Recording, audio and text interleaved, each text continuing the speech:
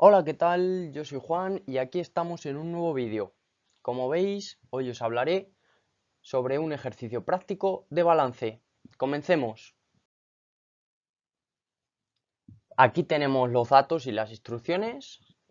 Comencemos por los datos, donde tenemos capital social con un valor de 200.000, construcciones también 200.000, bancos 7.000, caja 3.000, maquinaria 100.000, reservas 30.000, mercaderías 30.000, proveedores, efectos comerciales a pagar 24.000, clientes 4.000, deudas a corto plazo con entidades de crédito 30.000, proveedores de inmovilizado a largo plazo 76.500, propiedad industrial 25.000 y debemos resolver una incógnita que es la del resultado del ejercicio.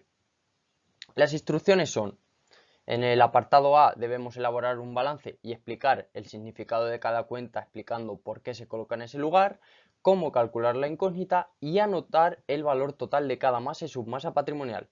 En el apartado B calcularemos el fondo de maniobra y explicaremos la situación patrimonial en la que se encuentra la empresa. Y en el apartado C calcularemos estos tres ratios financieros, que son patrimonio neto entre pasivo total, efectivo entre pasivo corriente y activo total entre pasivo total. Primeramente vamos a introducirnos un poco en el tema para no ir sin información y para repasarlo. Como sabemos, el balance es el documento que muestra los elementos del patrimonio de una empresa: bienes, derechos de cobro y obligaciones de pago. Los bienes y derechos de cobro se incluyen en el activo y las deudas en el pasivo, mientras que en el patrimonio neto se reflejan las propiedades de los socios. Ahora veamos cómo se subdividen estas masas patrimoniales de activo y pasivo. Como vemos, el activo se divide en activo no corriente, el cual incluye los elementos vinculados a la empresa de forma permanente, y esta a su vez se divide en inmovilizado intangible, que son elementos no materiales pero que tienen un valor económico para la empresa, como por ejemplo la propiedad industrial. Dos, inmovilizado material, que son elementos materiales como construcciones, maquinaria, etcétera. Y tres, inversiones financieras a largo plazo, que son las compras de productos financieros que nos darán un beneficio en un plazo superior a un año, como por ejemplo invertir en acciones. En el caso del activo corriente, este está constituido por los elementos que se encuentran en constante rotación, es decir, que se renuevan varias veces en el mismo ejercicio económico. A su vez, este también se divide en varias submasas, como son las existencias, como por ejemplo las mercaderías; dos, deudores comerciales y otras cuentas a cobrar, como por ejemplo el dinero que nos deben nuestros clientes por habernos comprado y no habernos pagado al contado; tres, inversiones financieras a corto plazo, como por ejemplo invertir en acciones o en alguna criptomoneda; y cuatro, efectivo, que es el dinero en bancos o en efectivo que tenemos en caja. Además, el patrimonio, que como ya hemos dicho refleja lo que es propiedad de los socios; además, es decir, la financiación propia, con el dinero que tiene la empresa, que es suyo, con el que se financia. Ahora vamos con el pasivo, que el pasivo también se divide en dos: pasivo no corriente, incluye deudas a largo plazo, es decir, dinero que va a tener que devolver en un plazo superior a un año, como por ejemplo las deudas con los bancos por un préstamo; y el pasivo corriente, que incluye deudas a corto plazo, es decir, dinero que va a tener que devolver en un plazo inferior al año, por ejemplo las deudas con los proveedores. Así que ya estamos preparados y vamos a comenzar con el ejercicio práctico. Y aquí estamos, vamos a empezar con el balance. En primer lugar, el activo no corriente. El activo no corriente, como hemos dicho, está formado por los elementos vinculados a la empresa de forma permanente y se divide en inmovilizado intangible, inmovilizado material, inversiones financieras a largo plazo. Y ahora, con los datos del problema, vemos que la propiedad industrial, como hemos dicho, es activo no corriente porque es un elemento vinculado a la empresa de forma permanente, y además es inmovilizado intangible porque es un elemento no material pero que tiene un valor económico para la empresa. En caso de las construcciones y las maquinarias, constituyen el inmovilizado material porque son elementos materiales. El total de inmovilizado intangible serían 25.000, ya que solo está formado por la propiedad industrial, y el total del inmovilizado material serían 300.000. En total, el activo no corriente suma 325.000 euros de valor. Vayamos con el activo corriente. El activo corriente. El activo corriente está constituido por los elementos que se encuentran en constante rotación, es decir, que se renuevan varias veces en el mismo ejercicio económico. Y está dividido por existencias, deudores comerciales y otras cuentas a cobrar, inversiones financieras a corto plazo y efectivo. En este caso, con los datos del problema, tendríamos mercaderías, que va dentro de las existencias, deudores comerciales, clientes, que va dentro de los deudores comerciales porque es un dinero que nos deben nuestros clientes por habernos comprado, y bancos y caja en efectivo, ya que es un dinero que podemos usar, que es nuestro. El total de existencia sería 30.000, total de deudores comerciales sería 4.000 y total de efectivo sería 10.000. En total, el activo corriente suma una cifra de 44.000 euros. Y para sumar el activo total, sumamos activo no corriente y activo corriente y nos da una suma de 369.000 euros. Vayamos ahora con el patrimonio neto, el cual está formado por el capital social, que son 200.000 euros, las reservas 30.000 y el resultado del ejercicio, que es nuestra incógnita que debemos averiguar.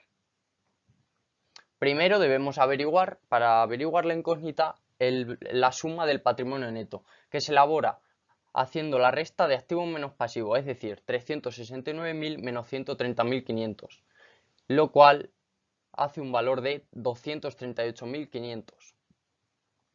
Ahora, con el valor del patrimonio neto ya podemos averiguar la incógnita del resultado del ejercicio, que se elabora así. Patrimonio neto, como sabemos, es igual a la suma de capital social, reservas y resultado del ejercicio. Como tenemos los datos de capital social y reservas, además del patrimonio neto, tan solo nos faltaría averiguar el del resultado del ejercicio. Entonces, esto sería: patrimonio neto es igual a capital social más reservas más resultado del ejercicio. 238.500 es igual a 200.000 más 30.000 más el resultado del ejercicio, que como vemos es la incógnita, y ahora despejamos el resultado del ejercicio, con lo cual nos quedaría 238.500 menos 200.000 menos 30.000, con lo cual el resultado del ejercicio sería de 8.500. Además, el total del patrimonio neto, como hemos averiguado antes para sacar la incógnita, es de 38.500 euros. Vayamos ahora con el pasivo no corriente. Pasivo no corriente, como hemos dicho, incluye deudas a largo plazo, es decir, dinero que va a tener que devolver en un plazo superior a un año, como lo son los proveedores de movilizado a largo plazo, lo cual suman 76.500 euros, que es el total del pasivo no corriente. Por otro lado, el pasivo corriente incluye deudas a corto plazo, es decir, dinero que va a tener que devolver en un plazo inferior al año, como lo son los proveedores o los efectos comerciales a pagar, 24.000 euros, y las deudas a corto plazo con entidades de crédito, 30.000, lo cual hace una suma de 54.000 euros de pasivo corriente. Y ahora, para calcular el total del pasivo, sumamos pasivo no corriente y pasivo corriente, lo cual hace una suma de 130.500 euros. Pues aquí tenemos nuestro balance, gente. Bastante sencillo, ¿no? Espero que lo hayáis entendido bien. Vayamos ahora con el apartado B. Pues ya estamos en el apartado B y vamos a explicar el fondo de maniobra. Primeramente, el fondo de maniobra es un dato numérico que nos informa de la capacidad que tiene la empresa para hacer frente a sus pagos a corto plazo, como por ejemplo los pagos de las cuotas mensuales de un préstamo, pagar a los proveedores, etc. ¿Cómo se calcula? Pues es bastante sencillo y se elabora así. Fondo de maniobra es igual a activo corriente menos pasivo corriente. Estos datos, como ya hemos visto antes, pues ya los hemos sacado, que son activo corriente 44.000 y pasivo corriente 54.000. Por lo tanto, solo nos quedaría hacer la resta.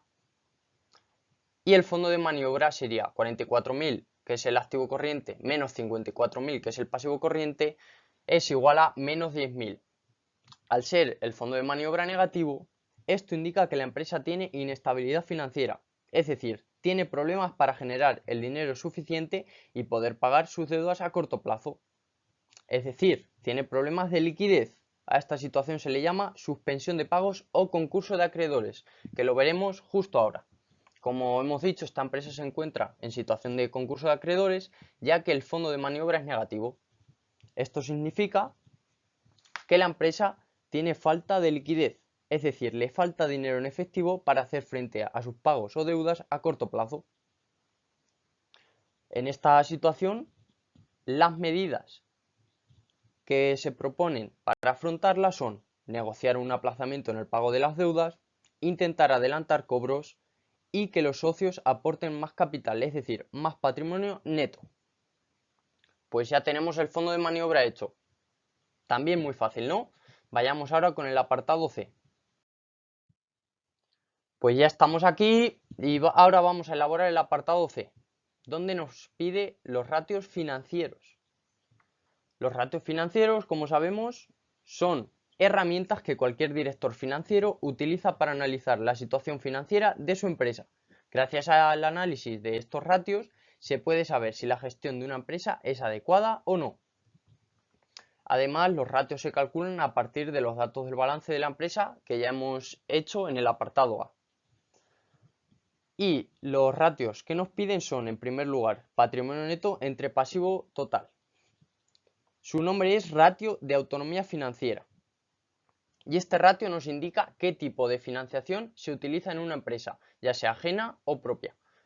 Cuanto más alto sea, indica que la empresa utiliza más recursos propios y menos ajenos.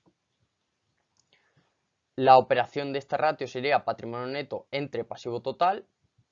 Cogemos los datos del balance y los ponemos. Entonces sería 238.500, que es el patrimonio neto, entre 130.500, que es el pasivo total, da un total de 1,82. ¿Qué significa? Que esta empresa se financia en su mayoría por recursos propios, es decir, por patrimonio neto. El segundo ratio que nos pide es el de efectivo entre pasivo corriente, cuyo nombre es ratio de liquidez. Este ratio nos indica la cantidad de deudas a corto plazo que se pueden pagar con dinero en efectivo. Como ya hemos dicho, la operación es efectivo entre pasivo corriente, lo cual volvemos a coger los datos del ejercicio de balance, perdón, del apartado de balance, y sería 10.000, que es el efectivo, entre 54.000, que es el pasivo corriente, da un total de 0,18. Es decir, esta empresa tan solo cubre el 18% de las deudas a corto plazo con dinero efectivo. Vayamos ahora con el tercer y último ratio.